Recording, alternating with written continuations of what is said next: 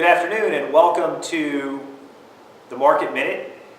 This is Eric Odom. I'm the broker for Net Lease Commercial Advisory, and today we have with us Brian Willis, who's an attorney with Becker Polyakoff and also a member of the Citizens Advisory Board for T-BARTA. Welcome, Brian. Thanks for having me, Eric. Absolutely.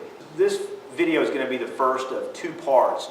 The first part of our discussion is going to be based primarily on the initiative, what it entails, and where the routes are and whatnot. The second part, there's obviously a penny tax that's involved and some controversy behind the penny tax. So what we're going to try to do is, in the second part, talk about some of those issues with the penny tax and also the initiative, the transportation initiative, to see and help explore how much this makes sense for our area. The penny tax is a sales tax, correct? Yeah, it's a sales tax. It would be 1 cent additional. Right now we're paying 7%. It would bring it up to 8%. But it's really an investment that goes to fund improvements in rail, which is what everybody really associates this with. But a large portion of the funds are also going to go to fund improvements to the bus system throughout the county, as well as road improvements in places that aren't necessarily in the middle of the city, but also the outside regions of the county. Now, when is this vote coming up? Vote's going to take place on the ballot in November. I think it's November 2nd, November 3rd, right around there. Of course, now we've got early voting, so you'll be able to vote on it for a couple weeks beforehand. Okay, so let's talk a little bit about light rail versus high-speed rail. Light rail is part of this initiative, and is high-speed also, or how does the high-speed rail? Yeah, it's a frequent question that I get. High-speed rail is not part of this initiative. It's not part of what the 1 cent would go to. High-speed rail it's a done deal. It's being funded by stimulus dollars. The federal government is coming in, and that's going to connect Tampa to Orlando at speeds over 160 miles per hour. Light rail, which would be a portion of what the 1 cent investment would go to, is going to be local. It's going to connect, the initial stages at least, will connect the airport, West Shore, to downtown, and then downtown north up to USF, beyond to Cross Creek area. Gotcha. And eventually be part of this regional system that is going to be operated by T-BARTA in the long run. Gotcha. So the high-speed rail is coming.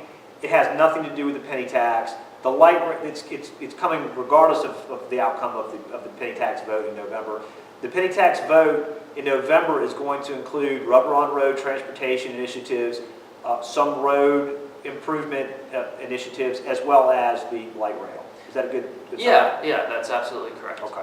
Yeah. And it's important to clarify that they are important in how they work together. Although the 1 cent will not go to the high-speed rail, they all work together because the high-speed rail is going to come in and we're going to have a transit center in downtown Tampa. Okay. And so the idea is that the downtown station for light rail will be part of this multimodal transit station, meaning there's high-speed rail, there's the light rail, and it's going to be right across the street from where the Marion bus station is. So you're going to have an integrated transit platform in north downtown that's going to let people come in from Orlando, from across the region, and connect. So it's going to be in between the Marion, it's right around the old jail site, correct? Yeah.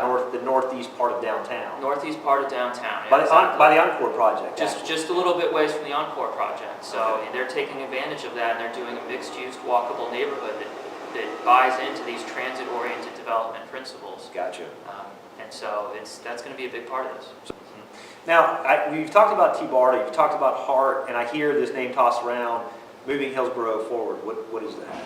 Moving Hillsborough Forward is a group that was formed by the Tampa Bay Partnership, and they're essentially a political group that's helping run the campaign for this 1 cent investment tax. And I think that Tampa Bay Partnership link is really important because you see that business recognizes the importance of this 1 cent investment. What we've seen is that we're losing our competitive edge to people around the country when they're looking at where to locate their business.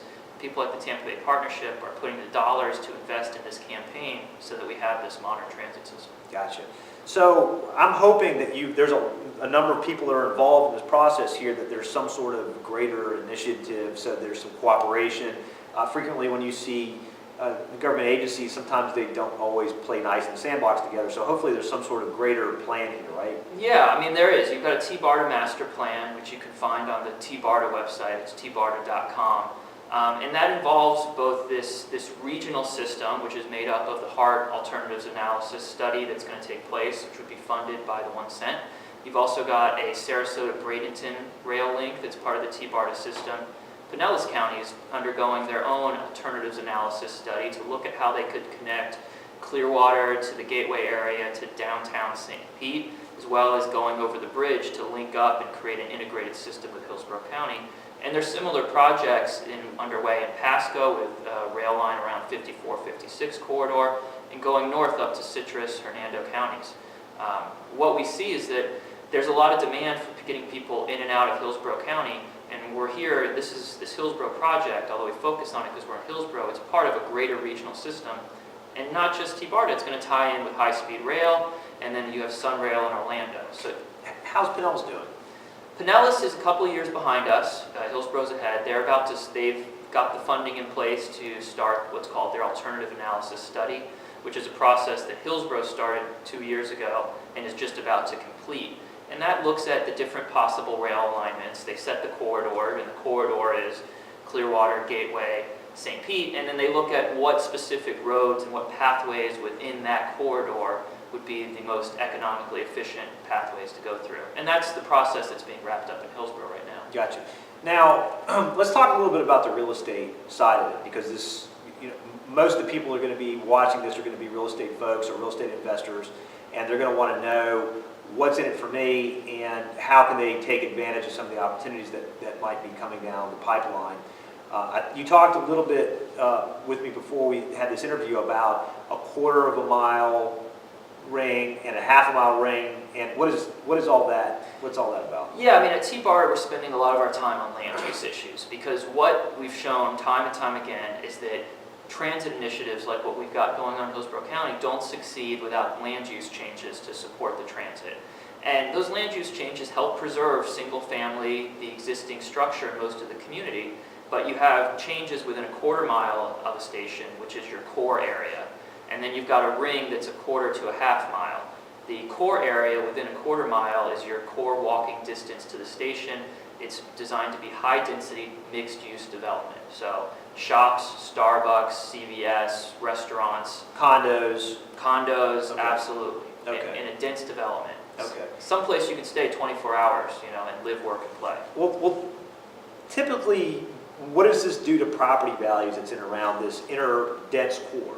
Yeah, there have been numerous studies on this, and most of them find that you're finding anywhere between 4 upwards of 15% increase in property values around the core. There's a lot of demand for this living. It saves people money on their overall transit bill because they don't necessarily have to have a 2-car household. And so people are willing to pay more to get into these areas, and businesses are willing to pay more to be there because of the presence of people and the ability to get workers to your shops easily. Gotcha. Okay. With these rail lines, there's been some discussion, I guess the first one about running up to USF, and then there was an outcry that we need to be out to the airport first. Where are we now? What's the general consensus about where the first line is going to be laid? Yeah, I mean, there's initial plans, and everybody was thinking it was just going to go from West Shore to downtown. And there was some great public feedback, and it did a great thing because it got hard to reconsider.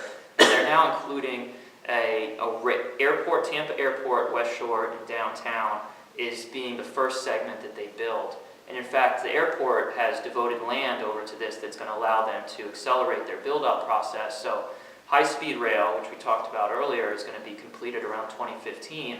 And they're now looking at a time frame of 2015 to complete the Tampa Airport to downtown leg of the transit project if the 1 cent passes. If the 1 cent passes, terrific.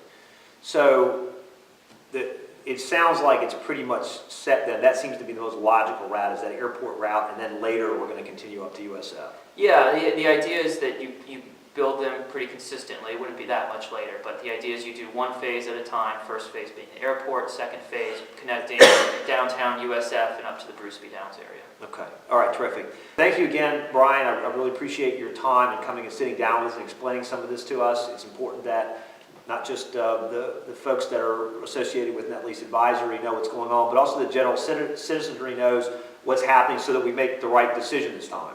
Thanks for having me, Eric. All right, appreciate it.